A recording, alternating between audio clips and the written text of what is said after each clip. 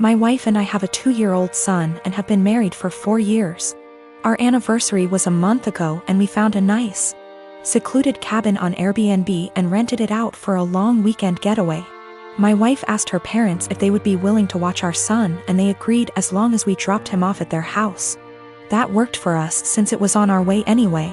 I was raised Lutheran and my wife was raised Catholic, but neither of us currently go to church and have not had our son baptized. My mother-in-law knows this and hates it. She thinks our son needs to be baptized or he will burn in hell. She's that kind of Catholic.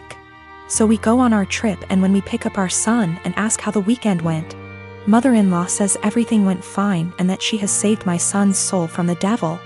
I ask her what she meant and she says she had our son baptized that morning at her church. I tried my best to keep my cool so I didn't scream at mother-in-law in front of my son, but I pretty much grabbed my son and left.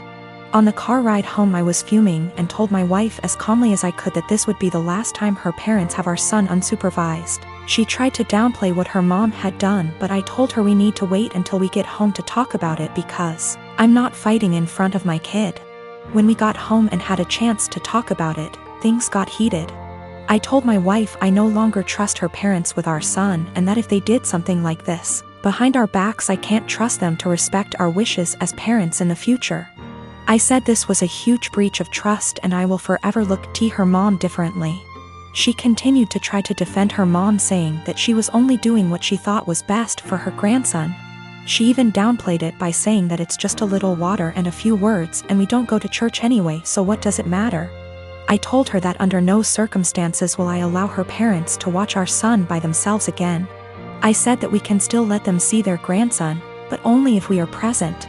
I also said that if she doesn't see what the big deal is with this situation, that maybe we aren't on the same page as parents and maybe we need to see a counselor. She started crying and said that this isn't the kind of decision I get to make on my own, and I'm an asshole for trying to tell her what kind of relationship her parents can have with our son. I told her that I no longer have any trust or respect for her parents and that I don't know if there's anything they can do to repair that. I told her what her parents did was unforgivable in my eyes and they put themselves in this position to lose privileges with our son. She's been trying to convince me to change my mind for the last month, but I'm not budging. To me, this is a hill I'm willing to die on. My mom left my dad when I was 17, I'm 29 now, and had a new boyfriend literally straight away. We all suspected that she was cheating with this dude beforehand, but there was never any proof and she even to this day refuses to admit it. She had 2 more kids with this guy.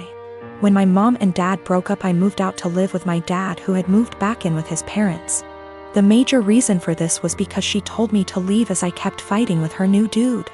I really did not want to deal with a new guy in my mom's life, and I was really upset that she didn't give a shit about how much pain my dad was in. When she told me to leave, something in me changed and I am still unable to forgive her.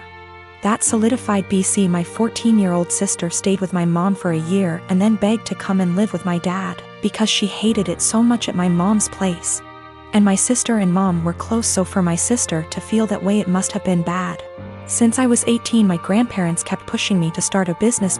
I liked to tinker and had built a few specialized tools for a niche construction industry that my dad was in, and they saw potential in me.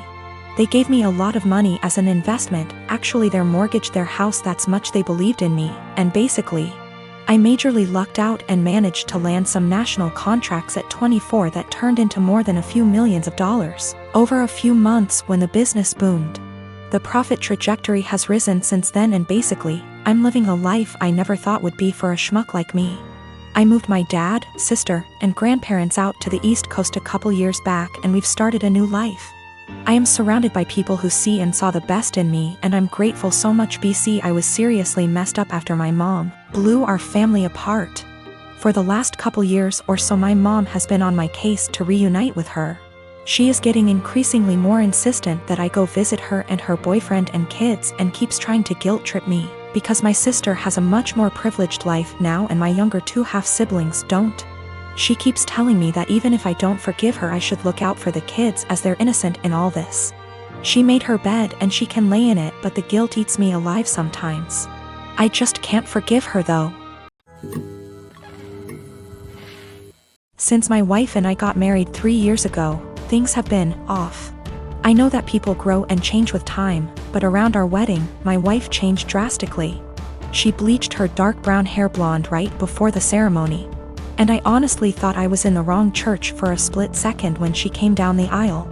We moved into our house right after the honeymoon, and she went into full domestic mode. We'd shared cleaning duties before, but once we moved into the house, she became insistent on doing everything before I could even get to it. Since this is our first house, I thought it was some kind of homeowner nesting thing, but it never stopped. Her hair color is none of my business, and I think most people would be happy not to have to clean. So I honestly didn't really think much of either of those things at the time. The big thing has always been how closed off she got after the wedding.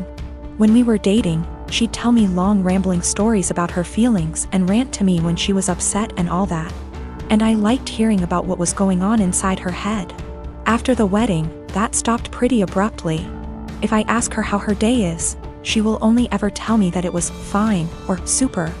She doesn't talk to me about her feelings anymore, ever, even when I explicitly ask, "How do you feel about X?" She also stopped telling me about anything important that happened to her. About a year after we got married, her grandfather died. Did she tell me she'd lost her grandfather? No. She told me that she had to go to a conference for work on the other side of the country, which I thought nothing of.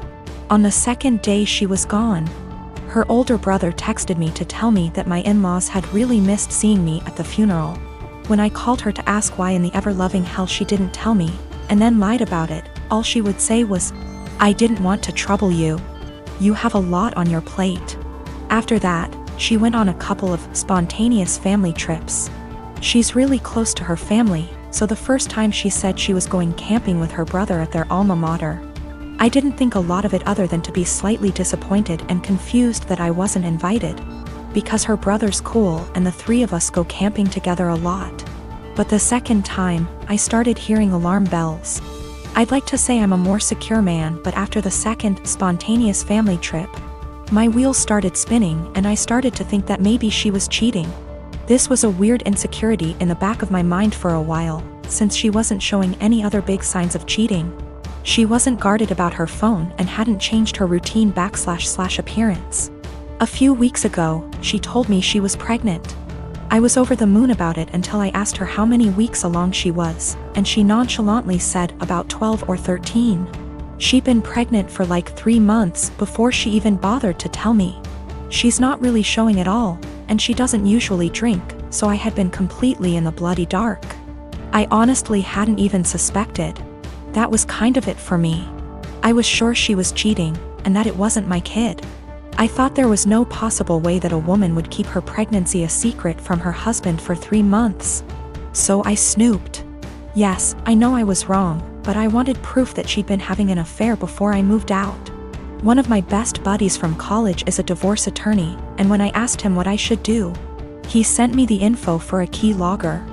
I installed it on my wife's laptop and was prepared for the worst.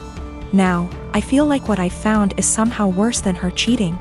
I didn't find any steamy messages, but I found out that she keeps a diary in a Word document that she writes in every day. I know I should have just stopped once I knew she wasn't cheating, but once I saw my name in her diary, I couldn't stop. I read all of it. All 7 separate documents, going back to way before we'd even met. Turns out she's not cheating. She's depressed, hates herself, and has absolutely no trust in me. All of the stuff I've been confused and bothered by has some kind of sad, self-loathing explanation.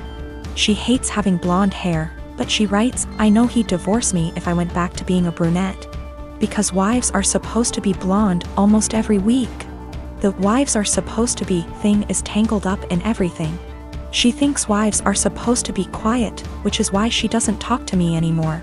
She thinks wives are supposed to make things easier for their husbands, not harder. Which is why she didn't tell me when her grandfather died. It just goes on and on and on. She didn't tell me when she got a huge promotion and a raise because he'd leave me in a heartbeat if he knew I made more money than he does. Men can't handle that. It hurt to know that she thinks of me as some kind of one-dimensional 1950s husband. And I've been racking my brain to think of anything I could have done to make her think this way. What I can't handle is that she'd lied about the big stuff. I honestly don't know if I can forgive her for not telling me about the miscarriages. The spontaneous family trips were actually her miscarrying 2 of our children, one at 5 weeks, the other at about 10. She went and stayed with her parents while she was recuperating, and her brother and sister came to support her. But not me. I didn't get to be there for her, because she thinks I would leave her immediately if I knew that she'd killed our children. She's convinced that she caused both miscarriages because she smoked pot for a long time before we got married. For what it's worth, it sounds like her family tried both times to get her to tell me, but she wouldn't. She finally told me about this pregnancy because her parents threatened to tell me she didn't. I'm just absolutely confused. I don't even know what to think right now. I'm just so baffled because everything she says about me in her diary is insanely nice. She goes on for pages and pages about how much she loves me and how she thinks I'm her soulmate and how she would do anything for me. I just can't understand why she thinks that I would leave her. Knowing that she's spent the last 3 years walking on eggshells around me, convinced that I would leave her at the drop of a hat is just so confusing and awful. I feel like our marriage is some kind of lie.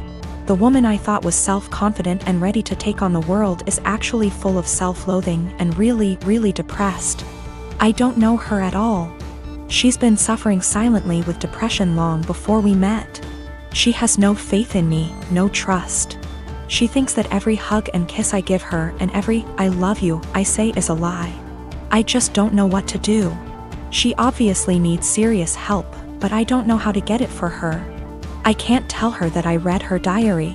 If she has zero trust in me now, I can't even imagine what she'd think if she knew if I read 6 years worth of her private thoughts.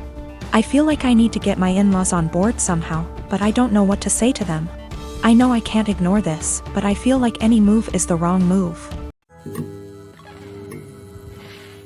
My boyfriend of almost 3 years told me a series of white lies that to me seem more serious. Can't tell if I'm overreacting or if this is actually indicative of a bigger problem. My boyfriend and I have been dating for almost 3 years, living together for 2. We have a pretty good relationship, obviously with ups and downs, but we make it work and are happy. A little background on me and my boyfriend. I come from a single-parent home. My father was absent. My mother was and is by no means perfect, but she did her best with what she had. We were poor. Life was never easy for us, but we had each other. Since I was pretty young, I've wanted to pay her back someday. I've worked incredibly hard to be able to do so. I help her financially as much as I can and regularly pay her bills / send her cash.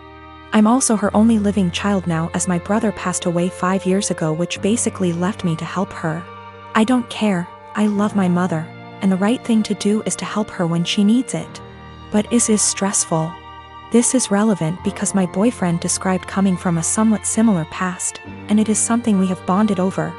Having the mutual experiences seemed to bring us closer.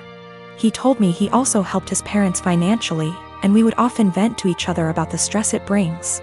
I am not one to confide in many people, so having someone who I felt like actually understood me was meaningful to me. So here is where the lies come in, and I need someone to either tell me I'm not crazy and this is horror, or that I am crazy and this isn't a huge deal. I'm fine with either. When we met, my boyfriend lived in a condo in a pretty swanky part of the city. I live in the US Northeast. He told me he owned that apartment / condo. I found this to be interesting / odd because he was 28 at the time, and I know this property is upwards of $650,000 on the low end, and he was in an entry-level job for only like 2 years, so the numbers just didn't really add up. Whatever, maybe he's good at saving. But then, since living together, I never once saw a piece of mail for a mortgage payment, electric bill, taxes, nothing. Not for 2 whole years. Very odd. Also, when we started living together, he didn't have his room rented out in the former apartment yet, so he was still responsible for that portion of the rent. He would send a Venmo payment to his mother on the 1st of every month for his portion. I don't own property, but I can't think of a scenario where I would Venmo my mother to pay the mortgage on a property I supposedly own. Getting more odd. He would then go to his parents' house for an afternoon and come back really upset. Usually when I would ask why, it was because they were having financial problems and he needed to help them out. I totally understood this and supported him. He literally has cried on my shoulder about this many times. He tried to start a company years back and ended up getting into debt somehow. He told me this debt was $17,000 and that he paid it off. I'm confused because I met him only 2 to 3 years after the supposed debt accrued / company dissolved, and it was already paid off. He told me when he moved back home after the business failed, he was $17,000 in debt and living at his parents' house working at a minimum wage job. How someone with a minimum wage job pays off that much debt in 3 years, I'll never know. We got into a fight a few weeks ago and I finally had enough and confronted him about these things. He doesn't help his parents, they actually pay his phone bill, and this was all a lie. He doesn't own that apartment, he didn't pay off that debt from his company. He initially told me his parents helped pay it off and then like 3 minutes later, came clean. And said that his business partner paid it off, so I have literally no idea what the truth is there, and if anything, in my eyes. His parents are the ones who are financially supporting him. So now, I'm dating a 31-year-old man who doesn't pay his own phone bill, was lying to me and / or completely fabricating aspects of his life for 3 years. And then when confronted about it, continued to make up lies and then came clean about them 5 minutes later. I'm obviously concerned that he could lie for this long, about fundamentally important things like our values, and so on. I sincerely thought I would marry this man. He seemed to understand me like no one else and to be a truly caring and genuine person. Now I'm having a hard time rationalizing actually planning a life around someone who would not only lie about their background and family etc. but also financial aspects. Aside from that, I now can't tell what is the truth and what is a lie. I've also noticed other things he has lied about, called him out on it, and he has denied it outright to my face. I see this as a form of gaslighting, as I know I'm not wrong, but he is trying to convince me otherwise. Am I overreacting? Is this a white lie that went haywire? Or is this actually a series of complete and utter bullshit used to manipulate me? And also, is it insane for me to actually consider a life with this man?